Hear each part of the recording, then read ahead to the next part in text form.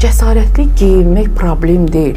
Problem onu daşımağı bacarmaqdır və o haqqı qazanmaqdır. Xahiş edirəm tamaşaçılar, siz də Bahadur kimi filmə baxmısınızsa, təzədən baxın. O nə deyirsiniz? Ayıb deyil.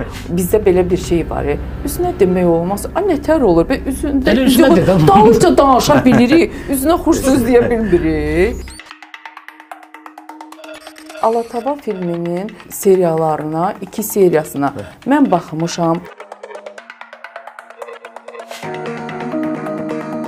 Soyuducunun buzluq hissəsindən mənim üçün bir parça buzlanmış ət gətir. Bizimkilər baxıb o saat cəmaət edir. Bizdə sunidirlər. Gəlib baxır, gəlib soruşur necə idi? O da deyir, olub, amma beləsi hələ olmadı. Gəlib fikirləş. Düşünmüsünüzmü nə vaxtsa stand-up konserti verəsiniz? Həyat və yaradıcılığımızı daha yaxından izləmiş olsaydınız, xəbəriniz olardı ki, oktyabrın 27-sində mənim stand-up konsertim olacaq. Nə gözəl, nə gözəl. Elə ki, deyəndə ki, bir dənə xaladelnikdən, yox, marazinlikdən bir dənə, o əti gətir, qoy bura.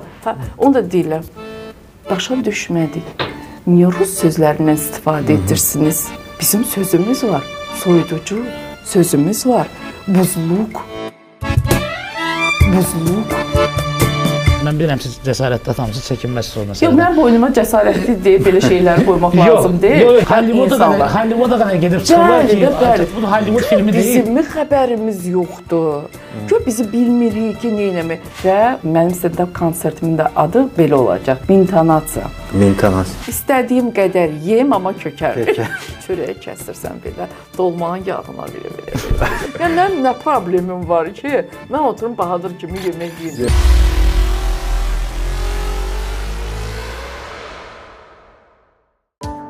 Yükünüz hər zaman daşına bilən olsun. 175 yük daşıma və evakuasiya xidməti.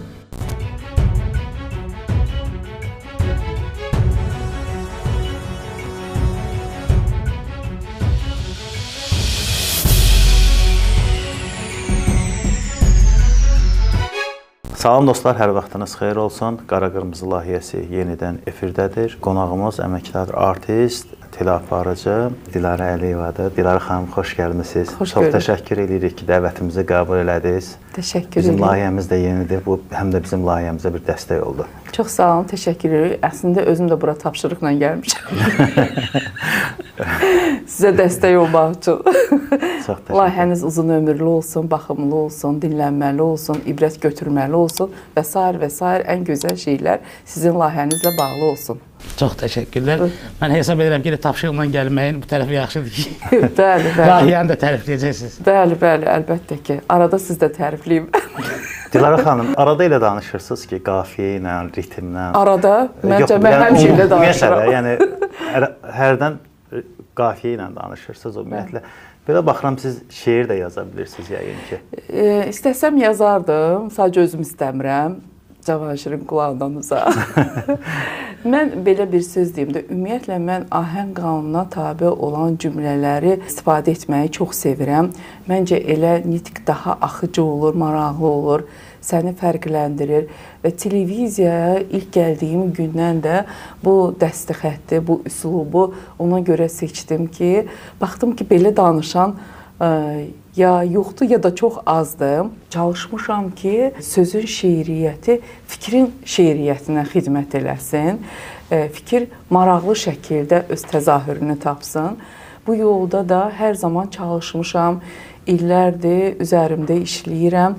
Hətta adi nitqimdə artıq o qədər qanıma, canıma hopub ki, bəzən istifadə elədiyim cümlələrdə, dialoqlarda belə incə saitlərlə qalın saitləri bir-birindən dərhal ayırmağı bacarıram ki, nitq axıcı olsun, qarşı tərəfi necə deyim, təsirləndirsin, ona maraqlı olsun, Azərbaycan dilini daha çox cəzb eləsin. Başqa halda o gözəl sözləri eşitmək mümkün olmur. Nə qədər rus dilli insanlar var ki, mənə yaxınlaşırlar, onlar deyir ki, biraz belə böyük çıxmasın, indi mənə deyilən sözü burada deyirəm. Deyir ki, Azərbaycan dilini sizinlə sevməyə, sizinlə öyrənməyə başladıq. Neçə dəfə olub ki, çıxışlarınıza baxmışıq, özümüz demişik ki, biz niyə bu cümlədən, bu sözdən istifadə etmədik. Çox zaman bunu belə deyək də daha çox pıça-pıç layihəsindən başladıq. Baxmayaraq ki, qeybət idi. Əslində bu yaxşı hal deyil, amma mən qeybətimə bir haqq qazandırmaq üçün, onu sənət adına bir işlər görmək kimi təqdim etmək üçün mən başladım daha çox folklorumuza istinad etməyə, oradan bəhrələnməyə. Orada da var axı bizim nağıllarımızda var, belə deyək, hekayələrimizdə var ki, hər hansı baş vermiş bir hadisənin şişirdilmə forması, yaranın, acının bir təşbihlərlə, bir xüsusi bənzətmələrlə ifadə forması. Mən onu daşıdım, tutaq ki, öz nitqimə. Bu da insanlara maraqlı gəldi. Bu sözü heç vaxt eşitməmişdik. Məsələn, nə vaxtdan bir arxaya geriyə baxarıq ki, jurnalistlərə qələm əhli deyilməyə başladı. Mən özümdən söz icad eləmədim ki, bunlar vardı. Sadəcə olaraq mən onları... Vətəndaşlıq verdi sizdən sözlərə. Bəli. Söz ehtiyatınızın bu qədər çox olmağı, yəqin ki, çox mütaliə eləməyinizdən gəlir. Şəkildə. Bugünkü aparıcılara baxırsanmı, gənc aparıcılara, çox kasad, yəni bir 300-dən söz bilirlər də, belə deyək, ümumi sözlər var. Yəni, onlara tövsiyələriniz nə olardı ki, sizi kimi belə dayanmadan, durmadan, kağıza baxmadan danışa bilsinlər? Bax, sizə bir söz deyim. Harada, hansı sahədə olmağından asılı olmayaraq, aparıcısan, deyilsən, fərqlənmək istəyirsənsə, mütləq şəkildə sən öz aid və sahib olduğun sənətə sahib olmaq üçün sən mütləq şəkildə mütaliə etməlisən ki, fikrini ifadə etməyi bacarasan. Bunun bir yolu var, yalnız oxumaq və müşahidə etmək. Ən birinci isə bunların kökündə yatır sevmək. Sevgi varsa, sən istəyir olmazı olan edə bilərsən. Olmayan bir şeyi özündə yarada bilərsən. Sevgi adamı dağları, daşları yarmağa vadar edən bir hissidir, belə deyək.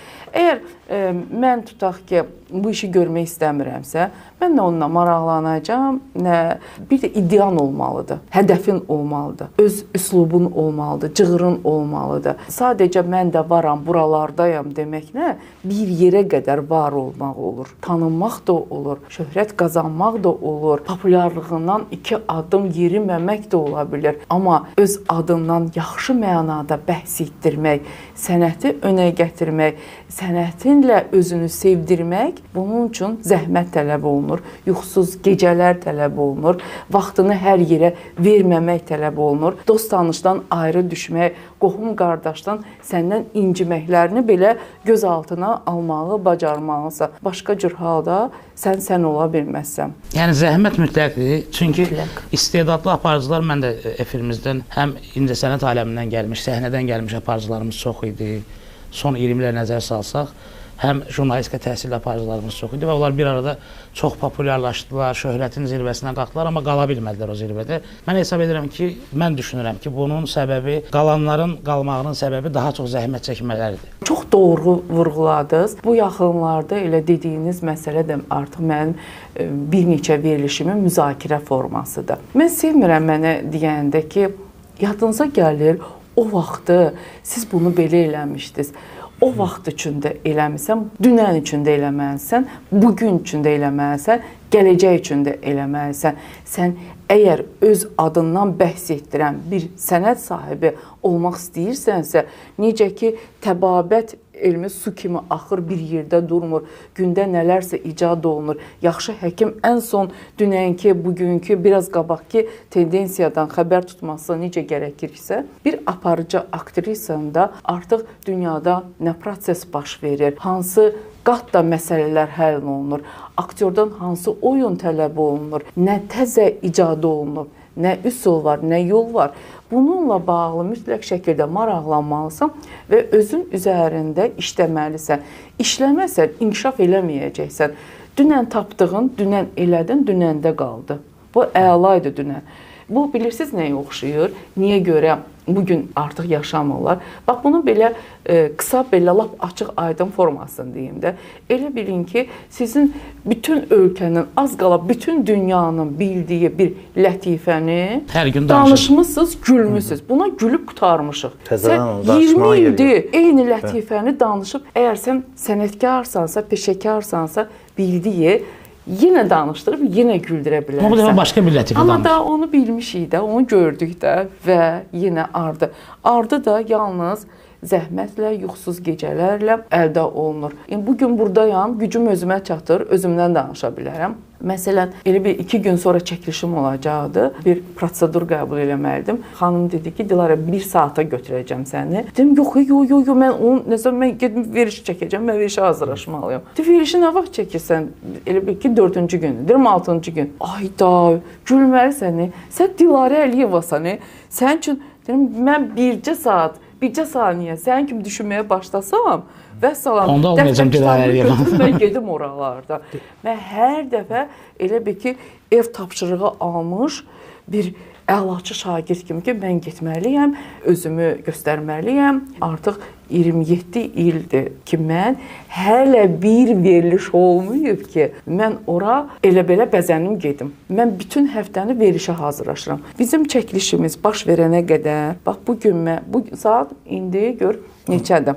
15 dəqiqə işləyib. 15 dəqiqə işləyib. Deməli, mən bugün 7-yə işləmiş, 20 dəqiqə yuxudan durmuşam. Monoloqum vardı, onun üzərində işləmişəm. Verişə dəvət etdiyim qonaqların suallarını işləmişəm. Onlarla quracağım söhbətin dramaturgiyasını işləmişəm. Və yarım qalan abzaslar da yazıb qoymuşam ki, işləyəcəm. Amma bugün 1-ci gündə hələ. Mənsə verişi çəkəcəm 6-cı gün. Bu məsuliyyət. Məsuliyyətdir, işimi sevməkdir. Belə bir söz vardı, deyir ki, ya sevdiyin işi görəcəksən, ya gördüyün işi sevəcəksən. Mən indi bu kələfin ucunu itirmişəm. Hansı-hansı da. Sizdə qarışır da. Qarışıb, qaynayıb qarışıb. Məqamıdır soruşum da. Bəli. Siz peşəkar incəsənət adamısınız, teatrdan televiziyaya gəlmişsiniz. Hansı iş daha sevimli idi? Teatr işi, aktrisalığı demirəm, ümumiyyətlə teatr işi, yoxsa televiziya işi? Belə bir söz deyim. İstedadlı insan hər dəfə ona elə gəlir ki, hər yerdə çətindir və hər yerdə yeni söz deməyi bacarmalıdır. Bunun üçün axtarışda olur. Mən teatrda daima belə deyək də ardıcıl şəkildə işləmiş olsaydım, orada nələrsə tapacaqdım ki, olduğum yerdə var olum, maraqlı olsun. Maraqlı olmayınca alınmır. Bir aktrisa öz adından da bəhs etdirmək istəyirsə və peşəkara çevrilmək istəyirsə, mütləq şəkildə teatr onun həyatında olmalıdır. Teatrsız alınmır. Niyə görə? Teatr mütəmadi məşqlər deməkdir, vəziyyətə uyğunlaşmaq deməkdir. Hər hansı bir insan xarakterinin dəraltı vəzlərinə qədər gedib çıxmaq deməkdir, müşahidə deməkdir, içini, ürəyini, beynini, plastikanı qurmaq deməkdir. O baxımdan mütləq şəkildə lazımdır, çünki teatr əlifbadır. Bir tramplin olaraq lazım. Bəli. Elə bil ki, sizin içinizdə bir istedad var, amma əlifbanı bilmirsiniz. Amma jurnalistlərdə də belədir. Məsələn, qəzetdən gələn jurnalistlər daha yaxşı yaza bilirlər. Bəli. Çünki bu bir vərdişdir, bir alışqanlıqdır, bir yoldur. Məsələn deyirəm, bir yol bilirsiniz ki, mən getmək istəyirəm, tutaq ki, Əhməd Rəcəbliyə. Bilirsiniz hara gedəcəksiniz, amma işıqlar sönüb qaranlıqdır.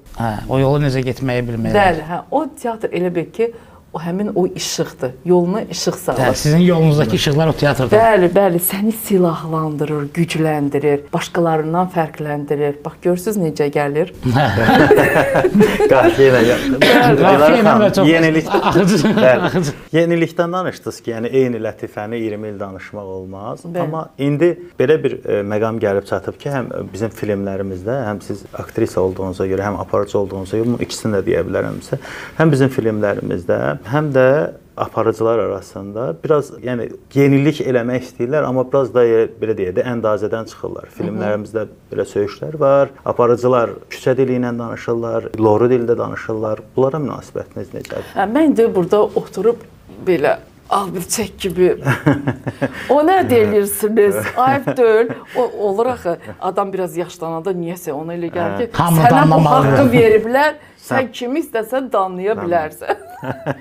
Mən istəmirəm o moda girməyə və onu özümə icazə verməyə. Sadəcə olaraq nəyi demək istəyirəm? İnsan gördüyü nə iş ki var, onu özünə yaraşdırmağı bacarmalıdır. Sən onu haqq etməlisən. Məsələn, bizim səhnə obrazları olan estrada artistlərimiz var ki, onlar tutaq ki, cəsarətli geyinə bilirlər. Cəsarətli geyinmək problem deyil. Problem onu daşımağı bacarmaqdır və o haqqı qazanmaqdır. İndi sözünüzə gətirirəm ki, loru dillə danışmaq dediyimiz bir şey var ha. Loru dillə danışmağı bacarmaq üçün sən o qədər geniş dünya görüşünə, o qədər geniş, zəngin dialektə, intellektə məxsus olmağı bacarmalısan ki, ədəbi dili çox gözəl bilməlisən. Bəli, onu sənə yaraşdırsınlar və onu səndən tamaşaçı alsın və qəbul eləsin. Məsələn deyirəm, rus dilini mükəmməl bilən və yaxud da Azərbaycan dili mükəmməl bilən, bunun fonunda ortaya mükəmməl işlər qoymağı bacaran bir sənət adamı loru dillə deyəndə ki, kişbuyanaz, xoş gəlir. Bu demək ki, bunu da demək üçün sən şəxsiyyət olmağı bacarmalısan. Məsələn, Rəmişin danışığı və yaxud da Rəmiş tamam başqa fenomendir. Onlar bizə xoş gələ bilər həqiqətən. Bilirsən necə? Sənətkar olmalısan. Bunu demək üçün sənətkar olmalısan.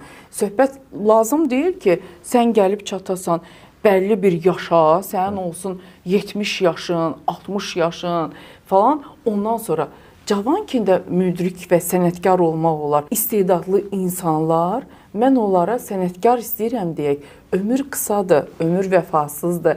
Biz bilmirik ki, insanlara yaşayanda haqqını vermək lazımdır. Haqqını vermək lazımdır, bəli. Bir də görsən, bizdə belə bir şey var. Üzünə demək olmaz. Nətər olur? Üzündə dalınca danışa bilirik. Üzünə xoş söz deyə bilmirik. Gəlin elə adamın özünə və üzünə deyək. Biz bilmirik, biz o insanla bir də rastlaşacağıq-mı, qarşılaşacağıq-mı? Sənətkardırsa, istedadlıdırsa, mən heç vaxt sözə qısqancılıq eləmirəm, sözə xəsislik eləmirəm. Xoşuma gəlməyəndə ən yaxşı halda susa bilərəm, amma xoşuma gələndə mütləq deyirəm. O başqa şey ki, deyəcəksən, deyirləri başı gicəllənəcək, falan olacaq. Bəlkə elə mənim onu deməyim boynuna bir məsuliyyət qoymağımdır. Yəni, niyə gizlədək bunu adamın özündən? O ki, qaldı, loru dillə də danışmaq olar, acı dillə də danışmaq olar, kobud da danışmaq olar. Amma o danışığı haqq etmək lazımdır. Və onu nə deməyindən asılı deyil ki, necə deməyindən asılıdır. Filmlərdə necə? Filmlərdə də mən məsələn, Alatava filmi var, məsələn, son mən indi dövrlərdə. burada konkretləşdirmək istəmirəm. Tənqid olundu ona görə. Alatava filminin seriyalarına, 2 seriyasına mən baxmışam. İstedadlı insanlardır və ora qədər də onlar heç bir loru dil olmadan da, heç bir söyüş istifadə etmədən də uğur qazanandılar və həyatın özünü təmsil edirlər. Bəs belə bir söz var, deyir ki, sənət və kino həyatın özü qədər inandırıcı olmalıdır.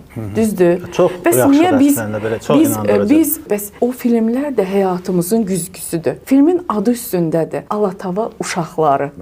Bəs uşaqlar ədəbi dildə danışmırlar axı. Bəs bizim ümumiyyətlə, mən sizə bir sözüm, bir yola çıxırıq da, bizim səhnə və efir dili ilə həyatda danışılan dil arasında çox böyük uçurum var. Məsələn deyirəm, mən desəm ki, zəhmət olmasa gəlir, soyuducunun buzluq hissəsindən mənim üçün bir parça buzlanmış ət gətir. Bizimkilər baxıb o saat cəmaət deyir, bizdə sunidirlər. Qan düşər. Əslində bir seriallar ailədə olsa məsəl üçün qan düşər bunun üstündə. Biz elə danışırıq. Elə ki deyəndə ki, bir dənə xaladelnikdən, marazinlikdən bir dənə, o əti gətir qoy bura. Onu da deyirlər.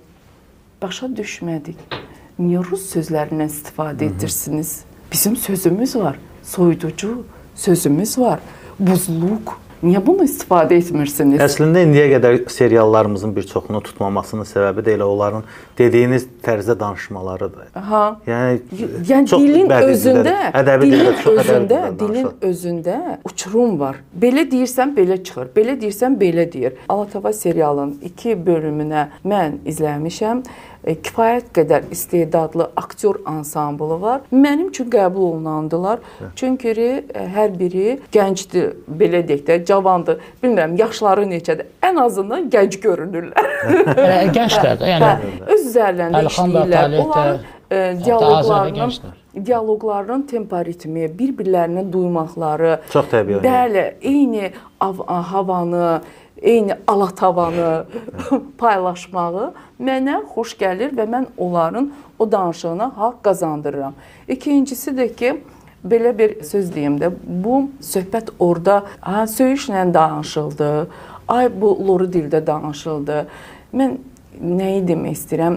Gəlin bir-birimizdən pis şeylər onsuz da var. Xoş olmayan şeylər onsuz da var. Yaşadıkça da biz onları görə bilirik. Gəlin biraz da gözəl şeyləri görək. Gözəl şeyləri görək. Gəlin onlara həvəs verək, qanad verək, həvəsləndirək. Hə, onlar da eləməsin. O da eləməsin. Bu da eləməsin.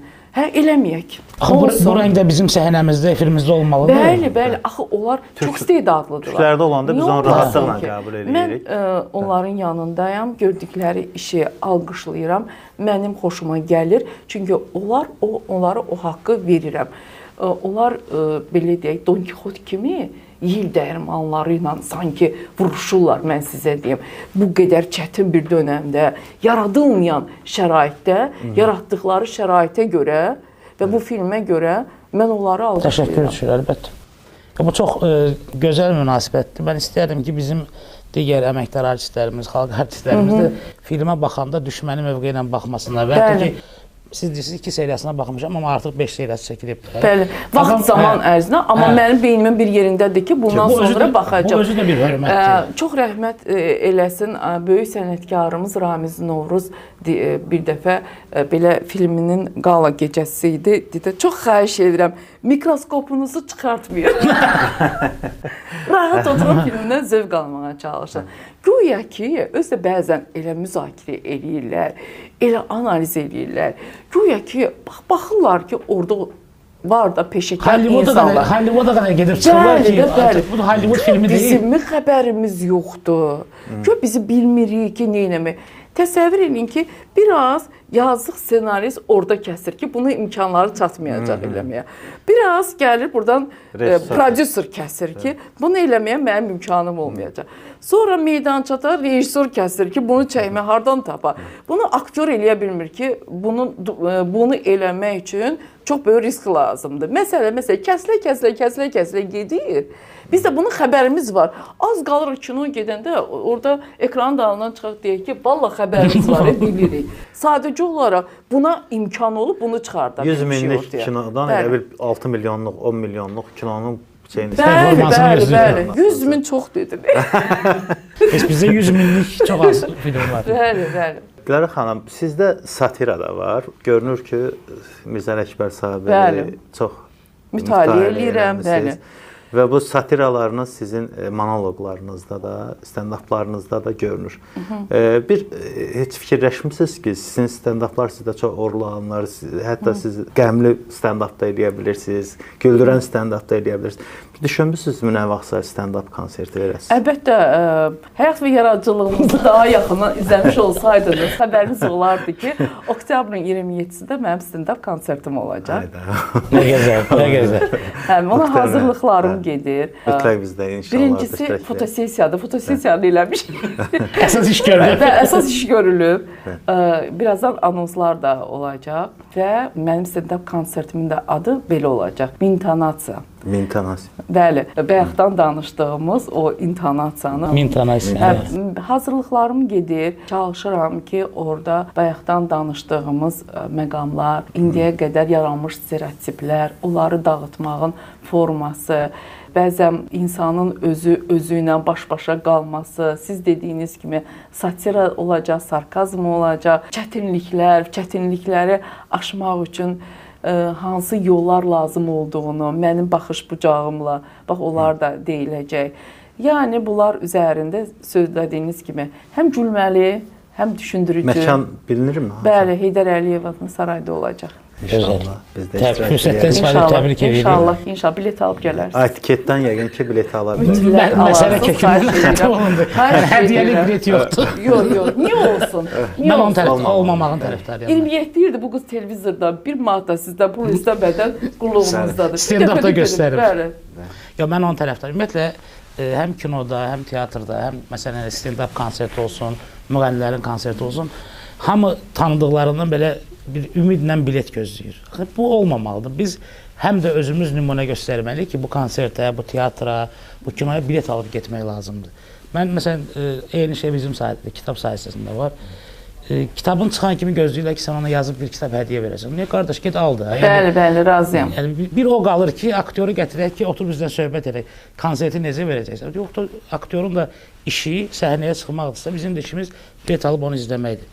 Məmnuniyyətlə bilet alıb gələcək. Bax, indi mən sizə bir söz deyim. Bir də görürsünüz, qrafistdə deyirlər ki, bu neçəyə yığarsan? Elə bir ki, buradan günəş düşür, gəlir burada nəysə baş verir, qaynayır, qarışır, bir dənə belə bir keks yaranır. O da baxır ssenariyə, misal üçün deyir ki, hardasa belə də mən bunu bir aya yığacam, hardasa belə bir 15.000 manat. Bir dənə günəş düşür burada belə, heç 10 saniyəlik olmayacaq, 15 saniyəlik şey. İndi gəlib baxmaq lazımdır ki, o yazıq, o iynə ilə gör eşə-eşə, gözünün nuru gedə-gedə. Siz təsəvvür edin, əgər bu boyda 15 saniyəlik bir iş üçün o rəqəmi söyləyə bilirsə, görün, indi siz bu nə əziyyətdir. İndi sözümü sizə gətirirəm ki, o kitabın ortalığa çıxması, bu elə oturub üzünü köçürtmürsən ki, bu havadan, sudan gəlmir ki, əlbəttə ki, siz də gedib gəzib toza bilərsiniz. Gör, nə qədər şeylərə yox demək lazımdır ki, o kitab ortaya çıxsın.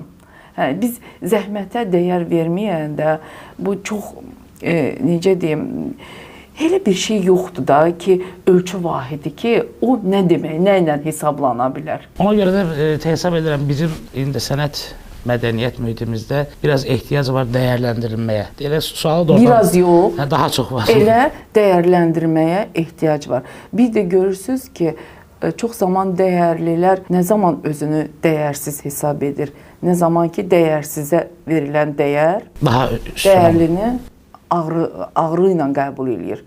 Olmaz belə. Həqiqətən dəyəri olan dəyərini vermək lazımdır, dəyərləndirmək lazımdır. Çünki onlar bilmirlər ki, daha sonra o dəyərli gedib hansı dəyərli işlər ortalığa çıxardacaq. Elə söz məqamı gəlmişkən, siz hesab edirsiniz ki, Dilarə Əliyeva əməkdar artist kimi öz dəyərini alıb, yoxsa necə hesab edirsiniz? Mən hesab edirəm ki, getdiyim ortamlar, insanların olan münasibəti, hər gün, hər addım başı eşitdiyim sevgi dolu sözlər, insanların mənim sözümü paylaşması, dəyər verməsi məni günü-gündən həvəsləndirir, xoşbəxt eləyir. Mən sevgi dolu ortamda yaşayıram. Çünki sevgisiz insanları da həyatımdan çıxardıram. Onlar mənim dünyamı da çirkinləşdirir. Sevgisindən şübhələndiyim, inanmadığım insanları həyatımda saxlamıram. Hörmət etməsəm də hörmətsizlik də etmirəm. Amma bu mənə verilmiş həyatı gözəl yaşamaq istəyirəm ki, yuxudan durunca, gözümü açınca mən ancaq gözəl enerjilər qəbul edeyim. Çünki özüm də qarşı tərəfi həmin hissləri ötürməyimdə səmimi olum. O baxımdan hesab edirəm ki, mən o dəyəri hiss edirəm, mən onu dana bilmərəm ki, kifayət qədər dəyər görürəm, xalqın sevgisini mən onu hiss edirəm. Məncə çox önəmli məsələdir. Dilarə xanım, siz bir çox filmlərdə də rol almısınız. Xüsusən Cavid Ömrü filmini izlədim. Məhəllə ondan qabaq film olub. Sizin səs tembriniz ümumiyyətlə belə deyək də daha çox komediya sahəsinə yarayan, yəqin ki, razılaşır, yarayan bir səsdir. Və məhəllədə bu çox uğurlu alınıb. Hətta o sizi daha çox məncə tamaşaçılar bir film aktyoru kimi, film aktrisası kimi oradan çox tanıdılar. Amma Cavid ömründə sizin oynadığınız rol, indi mən aktyor olmadığıma görə ona qiymət verə bilmərəm. Mənə öz baxışmayır, çox təbii, çox gözəl canlandırmışsınız. Amma səs baxımından siz necə fikirləşirsiniz Cavid bəyin xanımı rolunu? Müşkiraz xanımı. Səsi, o səs sizin səsinə uyğun gəlirmi? Yəni, ya siz öz səsinizə sonradan qulaq asanda filmdə, yox, bunun səsi daha fərqli ola bilərdi, daha qəmli ola bilərdi, düşündünüzmü? Birincisi, o səsin sizə elə gəlməsi üçün məni bir yana qoyub, Müşkinaz xanımı artıq araşdırmaq lazım idi. Müşkinaz xanımın həyatını, onun xarakterini araşdırıb baxsaydınız ki, Müşkinaz xanım yaşadığı bütün ağrı, acıların qarşısında inanılmaz dərəcədə yumor hissi olan, həyatı sevən, yaşadığı hər ağrını, acını, necə deyim, yuxarıdan aşağı baxıb onu həyatın ona göndərdiyi bir ən acını da bir nemət kimi qəbul edən və indiyə qədər hələ heç bir belə deyək, tarixi şəxsiyyətlərin xanımlarında belə bir kitab yoxdur. Müşkinaz xanımın özünün Cavid haqqında xatirələri kitabında arxada bir neçə vərəq məhz Müşkinaz xanımın sevdiyi lətifələr var. Bu insanın səsinin özünün musiqisində belə nə ağrı olub, nə acı olub, nə kədəri olubdur. Səsi olduqca nikbin olub. Çox musiqili və eyni zamanda dərin yumor hissi olan bir xanım olubdur. Filmdə amma onu görə bilmirik. Həmin o çünki olsun ssenaridə ola bilər ki, siz nəzərinizdən qaçıb. Mən sizə deyim, filmdə görə bilərdiniz, əgər o yer sizin yadınızdadırsa. Cavid sürgündədir. Müşkinaz xanım fabrikdə işləyir. Gələndə qapı qonşusu deyir ki, sizin pəncərəni bağlayacağam. Oradan mənim evimin içi görsənir. Müşkinaz xanım deyir ki, necə bağlayacaqsan? Biz onda təmiz havasız qalarıq ki. Hələ o da var. O da deyir, ki də deyir, qənişnə. Sonra onun ardınca Müşkinaz xanım əlində un, yemək pişirir. Gəlir, qızı deyir ki, ana, bu qədər ağrı acının qabağında sən hələ içində bir ümid var ki, nəsə yaxşı olacaq. O da əlində unu qızın burnuna vurur, deyir, qənişnə. Bax, siz o məqamı qaçırdınız. Hətta orada bir yerdə var, gəlir, deyir ki, otaqda başqa kimsə varmı? Deyir ki, bu boyda otaqda başqa kim olsun. Bax, görürsünüz, indi razılaşdınız. Xahiş edirəm, tamaşaçılar, siz də Bahadur kimi filmə baxmışsınızsa, təzədən bax. Mənə elə gəlir ki, Bahadurun yanaşması haqlıdır. Çünki bir kəsim var ki, 37-ci il qurbanlarını, ümumiyyətlə, repressiya qurbanlarının hamısının ancaq faciəsini görmək istəyirlər. Niyəsə teatrda da onu göstərməyə çalışırlar, filmlərdə də. Axı, normal insanlar kimi bunların da deyib gülmək haqqı olur. Daha şairsiz, özünüz də insan qatlarına enməyi, oradan gizlin hissləri oyatmağı bacaran bir insansınız ki, siz onu yaza bilirsiniz. Onda demək, insanlar gördüyünü deyil, görmək istədiyini görürlər. Və bu bir vərdişdir. İnsanlar da vərdişlərini sevirlər. Niyə görə? Görürsünüz, Bahadur bəy fikrini çatdırımında necə dedi? Dedi ki, məhəlləyə baxmışam, hələ çal-çağır yadından düşmədi. Onlar vərdiş eləyiblər məni o cür görməyə. Vərdiş eləyiblər mənim səsimi, nəfəsimi. Çox da cəsarətli bir şeydir ki, məhəbbətdən sonra Müşkinaz xanımı oynamaq. Bəli. Mən bunu çox normal qarşılayıram. Aktrisa üçün normaldır əslində. Amma əslində sizə bax, belə bir söz də deyim. Azər Turan, Cavidşünasdır. Film çəkiləndə, filmin çəkiliş prosesində hələ.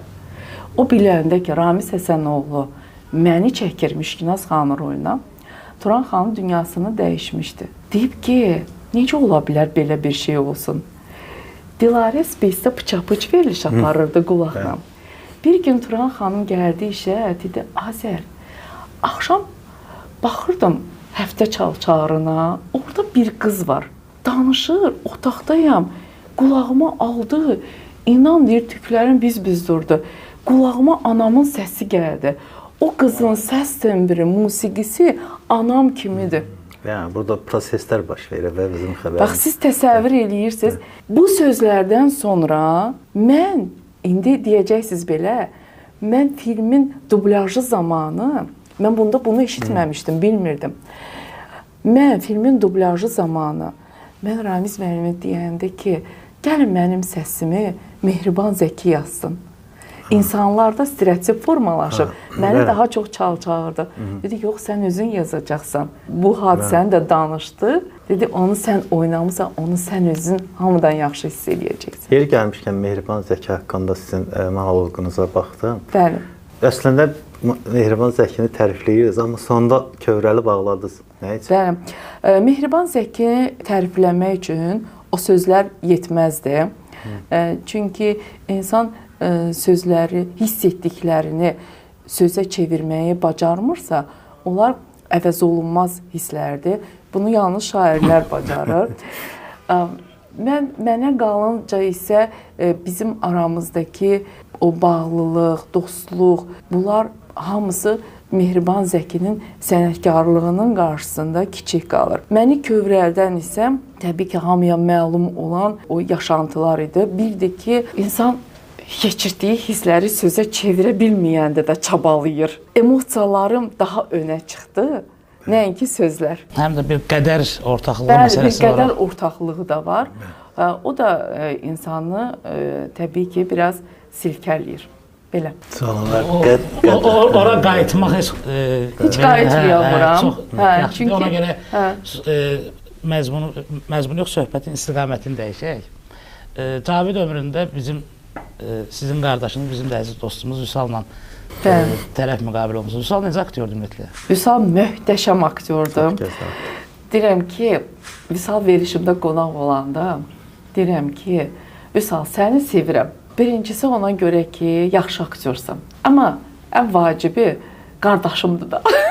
O neynəsə mənim xoşuma gəlir. Özə belə də dedim. Olur ki, uşaq durur, İngiliscə şiir deyir, ana evdən qıraqdan bax, ana bax belədir. Bunu xalqın uşağına çox eləyə bilmirsən, amma öz uşağına eləyirsən ki, ona bax, gör nə tər şey deyir. Həm də Vüsalın səsləndirməsi, dublaj filmlərdə. Amma indi məni qoyaq qırağa. Vüsalın aktyorluğunu kim bəyənmir ki? Mənim də dostum olduğuna görə mən də başqa bir şey deyə bilməyəcəm.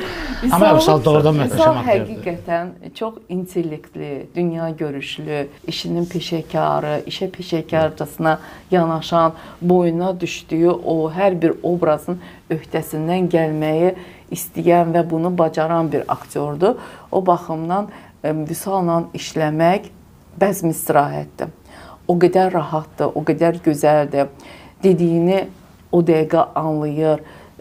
Aktyora pas ötürməyi də bacarmalıdır. Dəfələrlə tərəf müqabili olmuşuq. Yəni, çox gözəldir, çox rahatdır. Və bir də Vüsal'da ən xoşuma gələn xüsusiyyət odur ki, işin ortasında deyə bilər ki, mən daha oynamıram. Hə, o da var. Mən bunu eləmək istəmirəm. Mən bunu eləmək istəmirəm və eləmir də. İki dünya bir olsa, misal üçün zamanla özünü dramda görür, zamanla özünü komediyada görür və ya da bir də görür özünü heç yerdə görmür. İstədiyi an çəkib gedə bilir, istədiyi an. Ruhunun əksinə heç vaxt getmir. Bizim əməkdaşlığımız olub audio kitab məsələsində. Növbəti də hər ikisində, əvvəlki ikisində gəldi, iştirak elədi. Növbətdə yığdım ki, sənsiz olmur da. Xahiş edim, dedi ki, bilirsən necədir, var cavanlar var da, ehtiyacı olanlar var, daha çox onlara şərait yarat. Mənim onsuz da işim gücüm boldur bu sahədə, biraz da başqalarına gəl şərait yaradaq. Ki, mən adamlar görmüşəm ki, kimlərəsə zəng eləyib tapşırdılar ki, mən gəlim. Halbuki Vüsal üçün o şərait hər zaman var da, istədiyi qədər var. O benim kardeşim. Eşq olsun, buradan salamımızı da göndəriyoruz. Sağ olun, çox sağ olun. Təşəkkür edirəm ki, siz də dəyər verirsiniz. Sənətdə təsadüfi hesab elədiyiniz adamlar ki, çox özlərinə canfəşanlıq edirlər, əl qatırlar ki, burada da olun, burada da olun, burada da olun. Amma bunlar təsadüfi adamlardır. Elə, məsələn, mən bilirəm, siz cəsarətli adamsınız, çəkinməzsiniz o məsələdə. Yox, mən boynuma cəsarətli deyib belə şeyləri qoymaq lazım deyil. Əgər siz orada verdiyiniz sualın cavabı olaraq, bunun adını cəsarətsizlik də qoymuyor. Amma el içində olan tənqid də tənqid deyil. Əgər mənim cəsarətim varsa, sizin o dediyiniz ki, təsadüfə adamlar, efirə, səhnəyə yaraşmayan adamlar, mənim cəsarətim varsa, onu burada sizə, cəmaata deyil, gedib onların özünə və üzünə deməliyəm. Əgər bunu eləməmişəmsə, demək hələ o cəsarətli sahibi deyiləm. Yox, mən biraz da cəsarətli olmağı sizin boyunuza qoymağa çalışıqdır əslində. Yox, keçən söyə getməz. Əlbəttə ki, var. Əlbəttə ki, var. Onlar mənə o cəsarəti də verməyiblər və o səmimiyyəti də mənə icazə verməyiblər. Məsələn deyim, mənim üçün səmimiyyət olduqca dəyərli bir keyfiyyətdir. Onu harda gəldi xərcləmək olmaz. Adama deyərlər ki, bu qədər səmimiyyət xeyir ola, bu nə münasibət. Ha vaxt bu səmimiyyət şəraitini sizə yaratdıq. Məsələn, olur ki, gedir ki, səni nəyəsə çağırırlar. Gedirsən, baxırsan, xoşuna gəlmir. Düzdür, hə? Çox. Amma qarşı tərəf sənə bu şəraiti vermirsən, ona deyirsən ki, bu nə idi? Yaxşı deyil. Bunu belə demək də düzgün deyil ki, yaxşı deyil. Ən yaxşısı Cəfər Namiq Kamal deyib. Gəlir, baxır, gəlib soruşur, necə idi? O da deyir, olub, amma beləsi hələ olmaz. Gəl fikirləş. Çox əladır. Hər tərəfə yozuba mümkün. Bəli, hara istəsən yoza bilərsən. Dilarə xanım, filmlərdən danışdıq əslində, biraz həm büdcə məsələsində. Uzun müddətdə Azərbaycan demək olar ki, bəzi filmlər çəkilmir, tam metrajlı kinolar çəkilmir. Yəni çəkənlər də öz productionlarda da, yəni öz özəl şirkətlərdə. Çoxdur, dövlət çəkmir. Dövlət çəkmir. Yəni siz bir bu sahənin içərisində olan adam kimi Azərbaycandakı filmlərin belə deyək də, yəni gələcəyini və yaxud da bu gününü necə dəyərləndirirsiniz? Problemlər nədir? Niyə çəkilmir? Aktyormu yoxdur, büdcəmi yoxdur, ssenarimi yoxdur? Özünüz də görürsünüz ki, YouTube layihələri var və yaxud da öz büdcəsi ilə film çəkənlər var. Əgər həmin o filmlərin özünüz də görürsünüz ki, kifayət qədər izləyicisi və baxıcısı var ki, milyonlar baxa bilir. Bu deməkdir ki, nəsə var, istedad da var.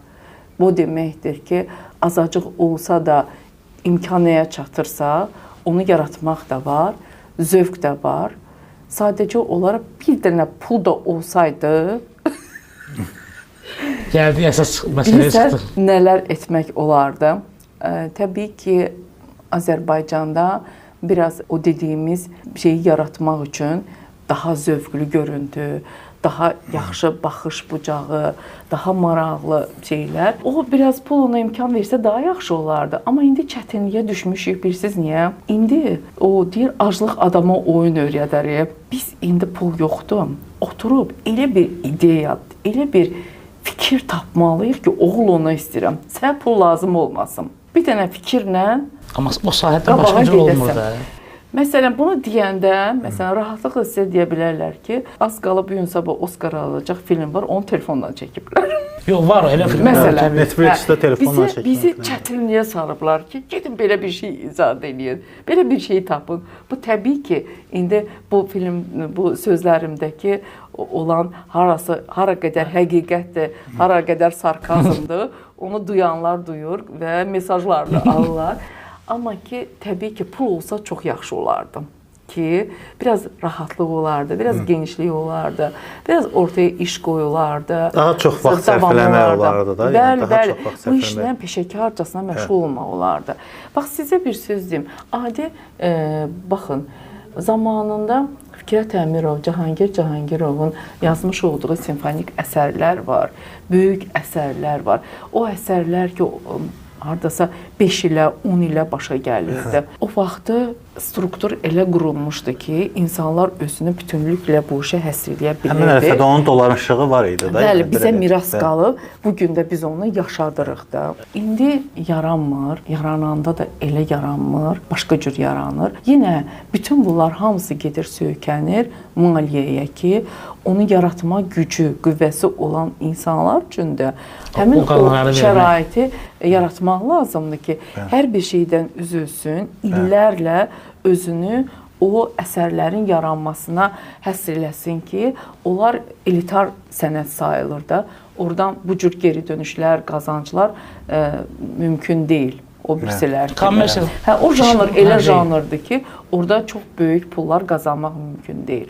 Amma ki, işini qarantiya alanlar da var da. Məsələn, bizdə elə opera artistlərimiz var ki, onlar fərqlənir və öz işlərini kütləviləşdirə bilir. Kütləyə daşıya bilir. Çox nadir işdir, amma bunu da bacarmaq lazımdır. O qızıl ortanı da tutmağı bacarmaq lazımdır. Bu baxımdan maliyyə qaçılmazdır.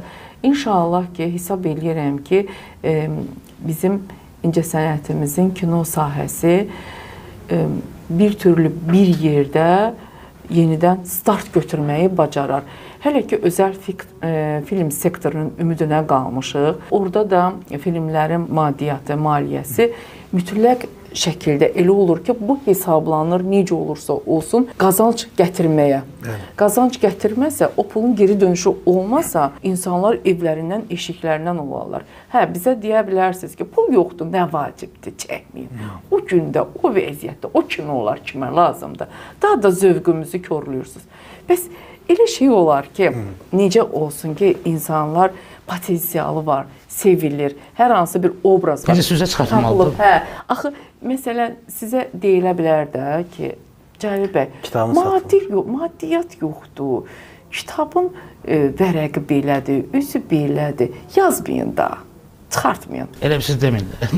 Onu da deyirlər, bax görürsünüz, hə. Bəs bu içəridəki potensial, o bir sənin çiyninə düşən bir missiya var da, o bir enerji toplusudur. O haçansa bir yerdən başqa cür çıxacaq. Heç olmasa kino ilə çıxsın. İkincisi də ki, axı bunlar bu kinolar deyək ki, baxılmır. Baxılır axı. Baxılır. Sevilir axı. Qəbul olunur. İndi təsəvvür edin ki, bunun biraz da maddi dəstəyi olsa, yaxşı olsa, biraz da pul olsa. Hə, biraz pul olsa, o adamlar dizini yerə qoyub bu işin peşəkar tərəfindən təqdim eləyərlər də. Biz demirik ki, kimə gəldi o pul ayrılsın, falan olsun. Gəlin bu işi zövqlə görməyi bacaranlara ayrılsın. Məsələn, özəl film sektorunda biraz belə deyək də, pul qoyulub, daha yaxşı iş çıxartmışdı. Məsələn də, tutaq ki, sənət ağırlıqlı işlər çıxmışdı. Tutaq ki, Oğlan Evi filmi ilə İlham Qasımovun. Gözəl də geri dönüşü oldu, yaxşı oldu. Ardını gətirməksə, kaş ki, bir dəstəklər, bir şeylər olsaydı. Yaxşı da büdcələri var idi onların. Bəli, bəli. Büdcə yaxşı olunca, yəni demək istəyirəm ki, özəl film sektorunda daha çox pul ayrılan büdcə həmin filmdir. O da özünü göstərdi. Rayonlarda kinoteatrların olmamağı da o büdcə məsələsi. Rayonlarda kinoteatr bəzi bölgələrdə var. Məsələn, Gəncədə var. Yaxşı filmlərimiz olanda, özəl filmlər satılır da, geri dönüşü də olur. Amma məsələn, bir dənə mən bildiyim Sumqayıt və Gəncədir ki, ciddi kinoteatr var. Deyəsiniz, Sumqayıtda o kinoteatr səviyyəsində də deyil. Bu əslində bu da bir də bizə filmlərin prokat problemi də var. Prokat problemi də odur ki, məsələn deyirəm də, film çəkilib, tutaq ki, götürək ki, 100 min büdcəyə film çəkilib. Bu gedir kinoteatra, orada faizlər elə bölünür ki, həmin o filmi ərsəyə gətirən komandaya qalmır. O yazıq öz büdcəsini çıxardanda filmi, bir də ki 8-9 ay ki vaxt gedir, onun qarşılığında, o pulun qarşılığında lap üstündə gələn gəlir də sərf eləmir. Vəssalam, o saat odaqlanırıq ki, kinoteatra ki, sizin faiziniz bizi rahatsız eləyir. Necə olur ki, belə pul ki çatışmır, başlayır tərəflər biri-birini düşmən gözündə görməyə. Hə, o da o yeri gələndə o da deyə bilər ki, ay balam, mənim lampamın qiyməti budur, bu qədər xərclərim var, falan var. Hə, ona görə demək istəyirəm ki, maddiyyat elə olmalıdır ki, kinoteatrın umuduna da çox şey qalmasın. Zamanda, vaxtında rejissordur, bu işin haqqını verir, aylarla bu işlə çalışır və bunun haqqıdır da. O pul almalıdır. Yoxsa hamı gözünü tikir ki, yazıqlar, heç kimi pul götürə bilmir, gözünü tikir ki, oradan nəsə gələcək. Gələn kimi kinoteatrdan bölünür, biri, mən pulumdur da, sən oturmuşdun otduğun yerdə, götürdün filmi. O da deyir ki, mən elə belə oturmamışam, gəl bir mənim xərclərimi hesablayam. Əslində problemin kökü, yəni bütün dünyada kino adamları nəyindən qazanırlar? Sponsor, bir də kinoteatr satışı. Bizdə sponsor problemi də var, kinoteatrda sayı azdır. Məsələn, bizim mən bu yaxınlarda araşdırmışdım onu ki, o qədər azdır ki, kinoteatrlar, yəni yer sayımızda ümumi Bakı şəhəri üçün çox azdır, bölgələrdə də yoxdur. Hələ uzun illərdə o iki kanal da bir-biri ilə yola getmədi. Hələ də davam edir. Faiz söhbətində. Bəli. Orada da problemlər var. Prokatda da ciddi problemlər var. Yəni orada problem var, burada problem var, burada problem var, bizim özümüzdə də problem var. Bu problemlərin həll olunmasının biraz çıxış yolu maddiyyat. O da yoxdur. Dilarə xanım, müharibə ilə bağlı hələ də biz film çəkməmişik. Böyük bir qələbə qazanmışıq. Əslində ciddi film çəkməmişik. Biz belə deyək də, yəni 300 il sonra, yəni Nadir Şahdan sonra biz ümumiyyətlə bizim tariximizdə qələbə tarixi yoxdur. Şükür Allaha ki, bu günü bizə göstərdi. Hesab eləyirəm ki, Bahadır bəy, mən bildim nəyi demək istəyirsiniz. Hesab eləyirəm ki, bu məsələ necə ki, bizi vətəndaş olaraq narahat eləyir. Bu yəqin ki, aidiyyatı qurumları da çox narahat eləyir. İnşallah. Və mən düşünürəm ki, bu tufan qabağı bir sakitlikdir. Çox gözəl bir film olacaq. İşlər gedirdi sizcə? Bəli, film olacaq, mütləq şəkildə olacaq. O dünyaya necə ki, biz qələbəmizlə səs saldıq, sonra o qələbənin səsi sorağı o filmlə gələcək. Çünki öz sözünü, qələbəni deməyin ən yaxşı forması məhz filmdir. İncə sənətdir bu. Bəli. Nə qəşəng pozitiv sizi bu konuda. Bəzən çox Facebook statuslarında görürəm, yazırlar ki, film deyin, izləyək, film adı deyin, izləyək. Yəni xarici filmlər də ola bilər, Azərbaycan filmləri də ola bilər. Məsələn, hazırda bu an üçün izlədiyim oyunlarına, sözün əsl mənada peşəkar oyunlarına vurulduğum Bahar serialıdır. Türkiyə istehsalı. Bəli, Türkiyə istehsalıdır. Onu izləyirəm. Mükəmməl bir serialdır. Yəni oyun tərzi, yanaşması. Yaxşı aktyor ansamblı var. Hətta məndə qısqanclıq doğuran bir dizidir. Onu izləyirəm. Bahar serialındakı əsas qəhrəmanın da oyunu və köməkçi xarakterlərinin də oyunu mən belə baxıram, deyirəm, bu sadəcə yerində yaranmış bir oyun tərzi deyil. Ənənəsi var yəni. Hə, ənənəsi də var, onun üstəgəl məşqi də var. Məşqi də var. Çox Bizə mükəmməl bir heyətlər. adam bilsə ki, bir yerdən rahat bir iş yeridir, rahat bir qanarlar alacaqsa, özünü bağlayar doğru o cür oyun master klasslar göstərə bilərdi. Bəs öz filmlərinizdən ən çox bəyəndiyiniz ki, məsələn, sizi o obraza daha çox tanımaqlarını istəyirsiniz insanların ki, sən burada çox yaxşıyam. Öz oynadığım filmlərdə mən belə bir söz deyim sizə. Mən oynadığım bütün filmlərimdə təzədən baxanda bir şeylər görürəm. 10 dəfə baxmışamsa, 10-unda da burası biraz belə ola bilərdi, burası biraz belə ola bilərdi. Heç vaxt belə, necə deyim, könül rahatlığı ilə rahat oturub baxıb zövq ala bilmirəm. Bunu bacarmıram, bu mənə rahatlıq vermir. Öz filmlərimə baxanda, bəli, hə. Ki bunu necə orada ağlıma gəlmədi, bunu belə eləmədim. Mükəmməliyyətsiz onda. Hə, mən istəyərdim ki, daha belə yaxşı olsun. Amma ki, yalan nə deyim, oynadığım filmlər elə bir film yoxdur ki, deyim ki, o film baxılmadı, izlənmədi, xoşa gəlinmədi. Mənə elə gəlir ki, insanların daha çox get-gedə, elə bir daha çox sevirlər. Məhəllədəki məhəbbəti daha çox sevirlər. Onun səmimiyyətini sevirlər. Onun, necə deyim, evinə, eşiyinə, Qüdrətin maskısıdır, yatağıdır, nə bilim, papağıdır, köynəyidir, yunudur, hə. Belə takıntısına, məhəbbətin yumur hissinə, ayıqlığına, nə bilim, təbii halına nə qədər vurulurlar, onu çox sevirlər. Məsələn, get-gedə daha çox sevirlər. Köhnəlməyən bir obraz. Bir arvadların sayı da azalıb. Gün çırpaq arvadlar yox. Göz açılıb, sintifon döşəkdir, alır atır altına. Lazım olmadan. Heç baxmır ya, gedəndə ki, bu nəyin üstündə yatdı. Hə, o məhəbbətin qayğısını özləyiblər insanlar ki, belələri daha yoxdur. Bugün də aktualdır. Məsələn, bugün də baxılır, YouTube'da falan parçaları paylaşılır. Görünür, insanlara daha doğma gəlir. Sonra Hoqqadakı qız xanımın, belə deyək də, o Facebook bağlılığı olan xanımdır. Hər dəfə belə ürəkbulandıracaq statuslar o qədər gedib çıxa bilər. Məsələn, Facebookda tanış olduğu bir şəhər oğlanına qoşulub evdən gedəcək qədər, onun sözünə inanacaq qədər saf bir xanımdır. O nümunələr də eyni qədər var. Hətta qaçdığı yerdə atası arxasınca düşüb, qayıdıb evdən paltar yağışa düşməsin deyə təzədən paltarı yığıb, təzədən meyit maşınını oturub. Səmimi insan.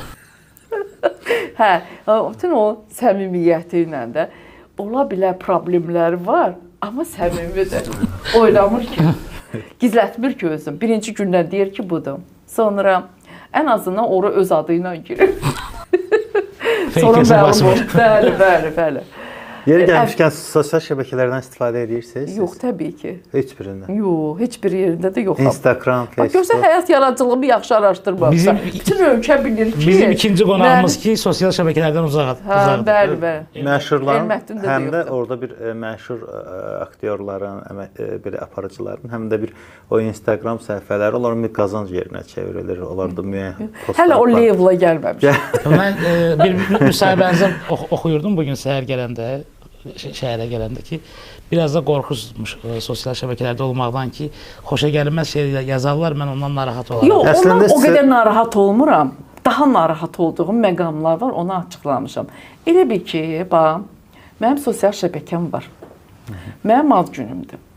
Cəlil bəy paylaşır, mənim ad günümü təbrik edir. İndi sizin ad gününüzdür. Mən başım qarışdı, özümə getdim, özüm ulduz hiss elədim. paylaşmadım sizi. Gələn dəfə ad günü siz məni paylaşmırsınız. Niyə? Çünki keçən dəfə paylaşmadım. Mənim ad günümü təbrik edirəm. Elə adamlar var. Ona görə adamı Elə adamlar var dedi ki, danlayanlar var. mən ora gələn kimi elə birinci mən elə olacağam. Mən sizi paylaşmıram, siz mənə paylaşın, mən də küsəcəm. Məsəl üçün, dəxilsiz küsməklər baş verir, münasibətlərin itkisi baş verir.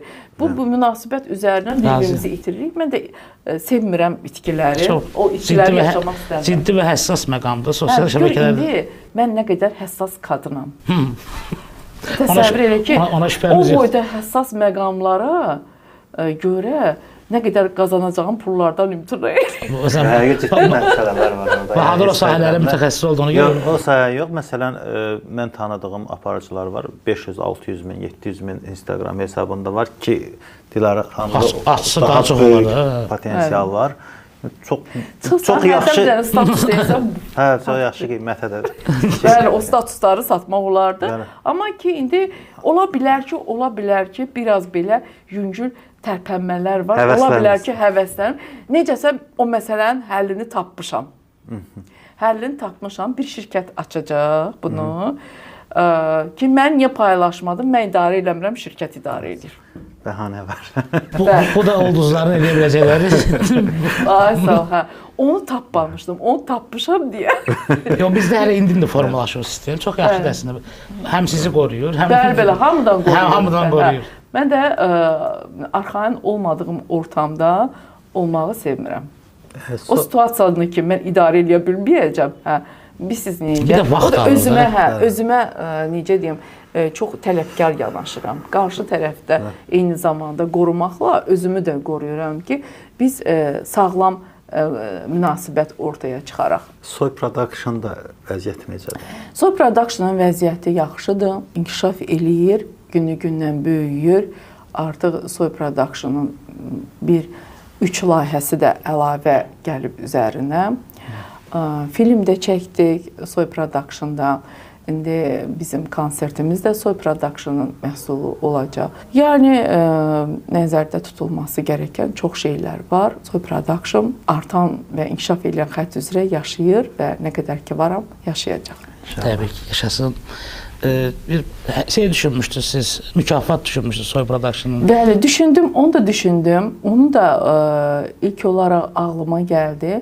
Amma sonra hesab eləyirəm ki, o mükafatı tərtib eləmək üçün də biraz da öz üzərində işləmək, məsuliyyəti hiss eləmək və o mükafatı vermək üçün də ona biraz da layiq olmalıyam. Özüm əvvəlcə layiq olmalıyam ki, onu da həyata keçirməyi bacarım. İnşallah uğurlu olsun. Siz mütaliəli birisiniz də.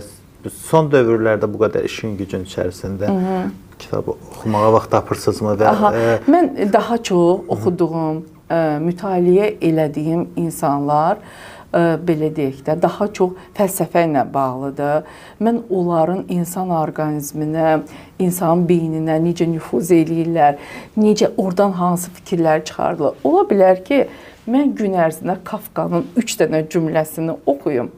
Amma ki, onu mən özümdə açana qədər, orada mənim üçün kəmiyyət deyil ki, mən bunu axıra qədər oxuyum, çıxım, Freudi oxuyum, axıra qədər çıxım.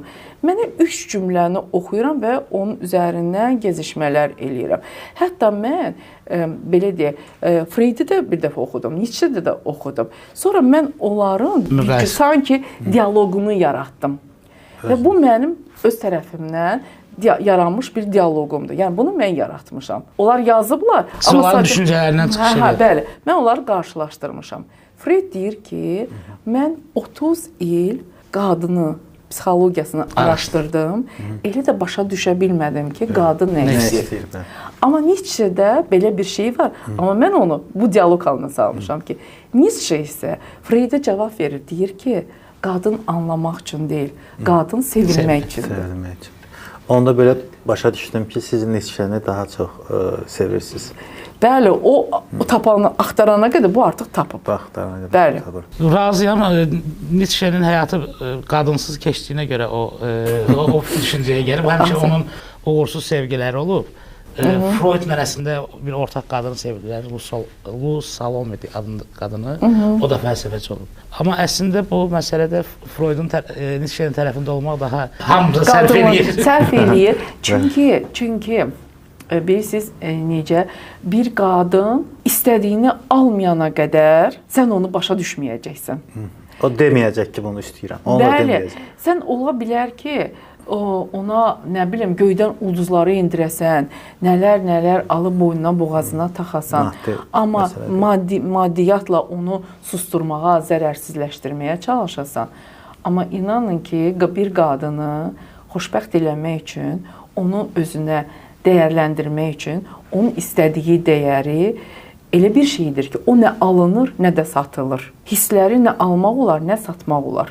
O heç bir maddiyyata sığmır. Onu sevməyi bacarmaq lazımdır. Onun paradigmasını, onun mahiyyətini anlamaq lazımdır.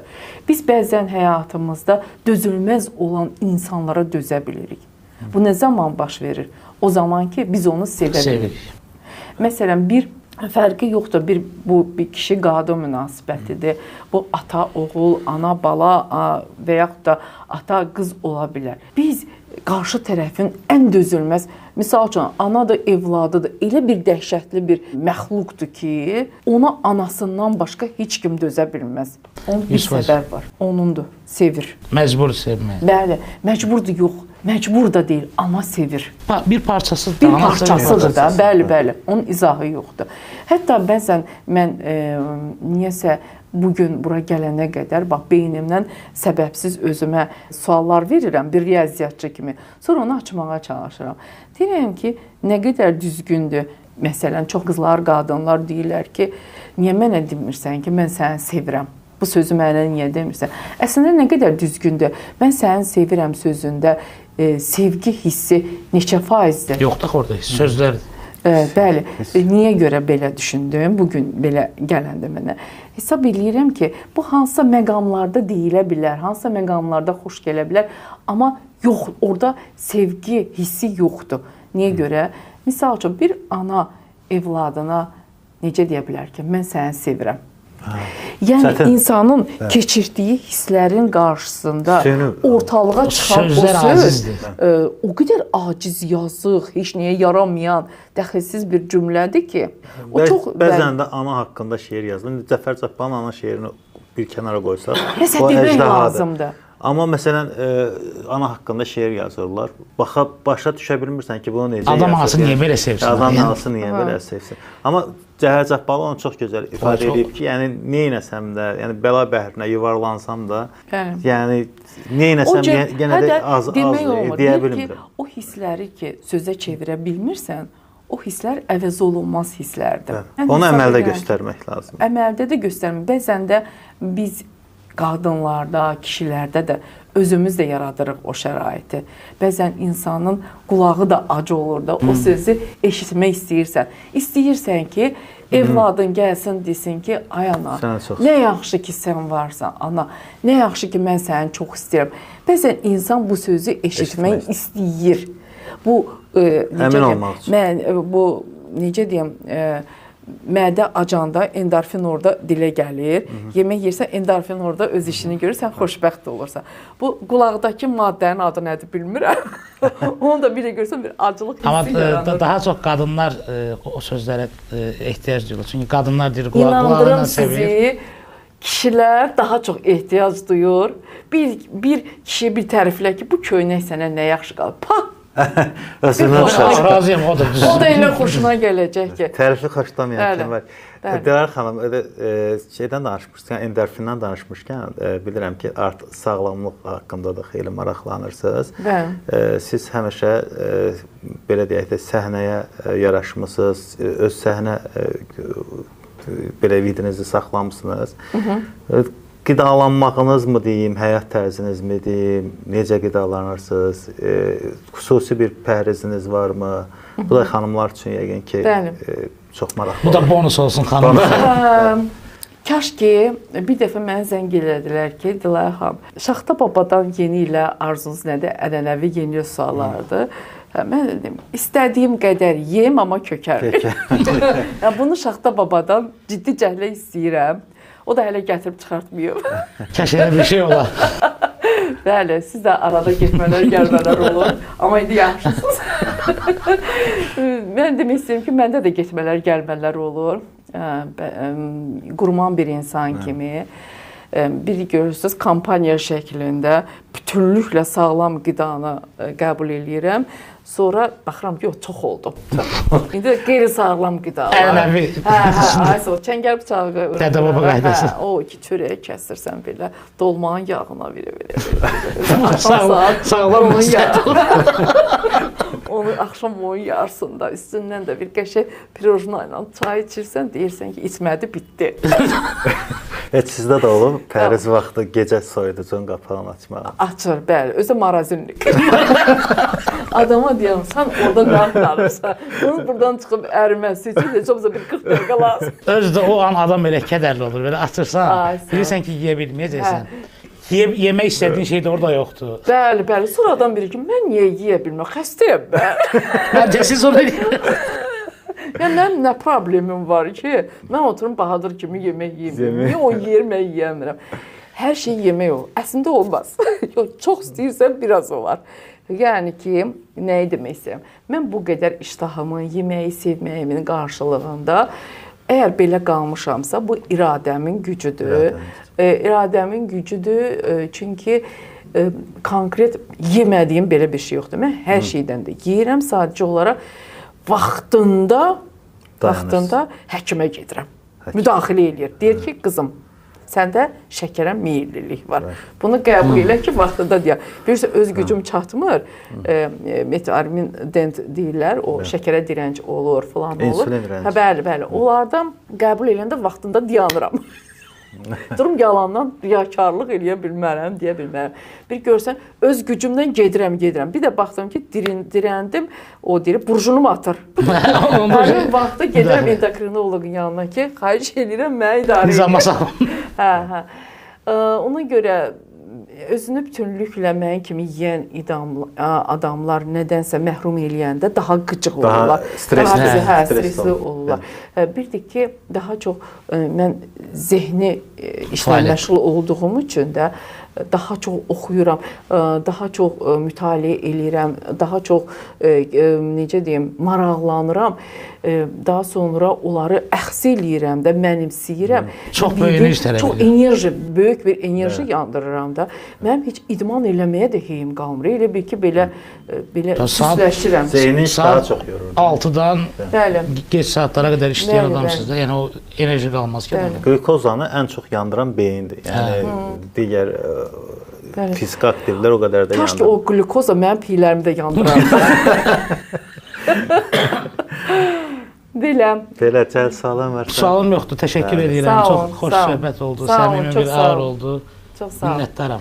Həqiqətən də çox dəstək oldunuz. Həqiqətən də yəni bizim layihəmiz yenidir və burada həm Elməddin Cəfərov, həm siz belə deyək də öz vaxtınızı ayırdınız, zamanınızı ayırdınız. Elməddin Cəfərov buradaydı. Keçən dəfə təşəkkür edirəm. Onu Elməddinə deyibsə də mən özümü dedi. Elməddin bura deyib. Zarafat eləyirəm. Təbii ki, bu bir zarafatdır. Amma Elməddin başa düşdü ki, bu zarafat deyil. Çox təşəkkürlər var. Çox sağ olun.